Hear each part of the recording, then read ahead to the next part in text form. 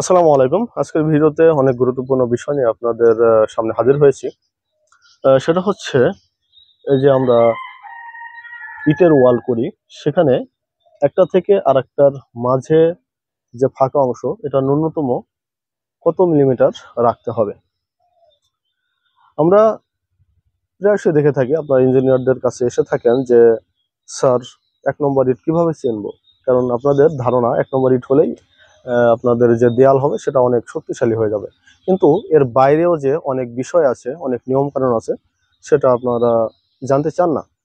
এর মধ্যে অনেক গুরুত্বপূর্ণ বিষয় হচ্ছে আজকের এটা, অর্থাৎ এই যে গাঁথনি করা হয়েছে একটা ইট থেকে আর একটা ইটের মাঝের এই ফাঁকা অংশের ব্যাপারটা, এটা হচ্ছে আপনারা 10 থেকে 12 মিলিমিটার রাখবেন।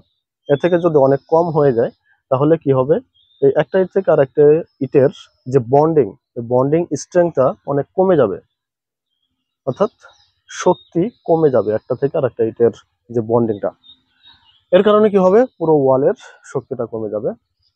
এবং যদি এই ফাঁকা অংশ অনেক বেশি হয়ে যায়, মাত্রাতিরিক্ত হয়ে যায়, তাহলে দুইটা সমস্যা হবে। একটা হচ্ছে অপচয়, অর্থাৎ যে সিমেন্ট আপনারা ব্যবহার করবেন, এখানে বেশি মশলা ইউজ করতে হবে ফাঁকা অংশ জোড়া দেওয়ার জন্য।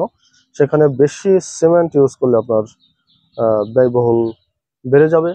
আর আরেকটা হচ্ছে এই ওয়ালের শক্তিটা তখনও কমে যাবে, কারণ এখানে শুধুমাত্র থাকবে সিমেন্ট আর বালি। এটা ইটের মতো এই শক্তিশালী হবে না।